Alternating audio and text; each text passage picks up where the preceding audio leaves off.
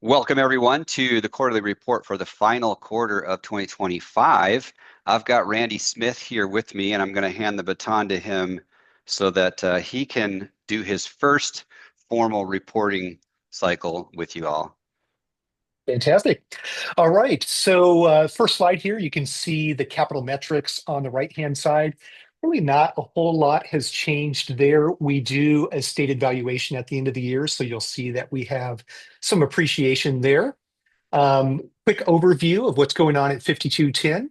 Probably the standout item that we see here is that we've brought on Sean King as our Senior Vice President of Operation.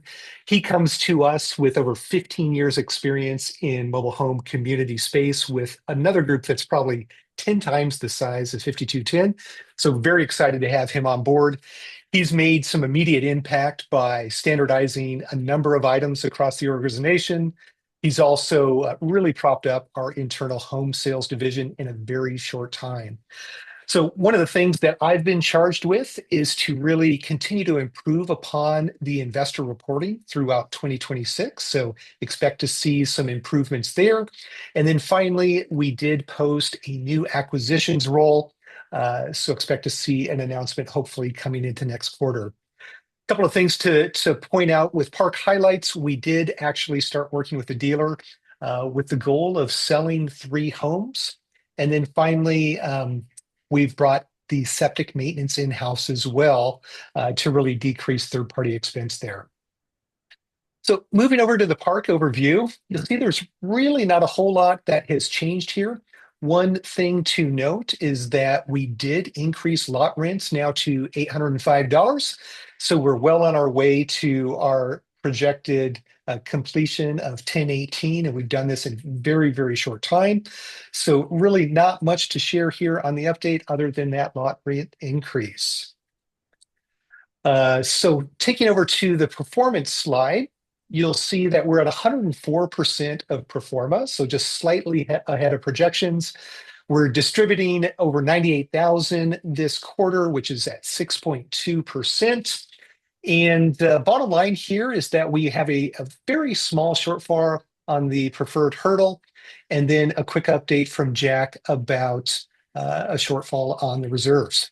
Yeah, so I think it's important to share when we were doing funds, it's pretty easy if there's a shortfall of CapEx reserves to just open the door and allow more capital to come in. But when you're doing direct investments like this, if we don't have a large enough reserve, CapEx budget was, or excuse me, the costs exceed the reserves, then we have to solve for that. So we've covered those overages with internally. So we just made a loan to DD2, but we're going to solve for that in Q2. So there'll be more updates on that moving forward. Awesome. All right, and then just a couple of housekeeping things that you see every single quarter. So we're processing distributions. Those should be hitting your bank accounts in the next 2 to 5 days.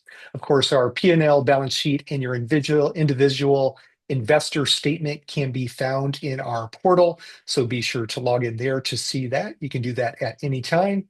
And then finally, you can find that portal at 5210.com and the button in the upper right-hand corner that says Investor Portal.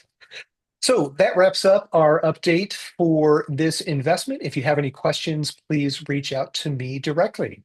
Thank you.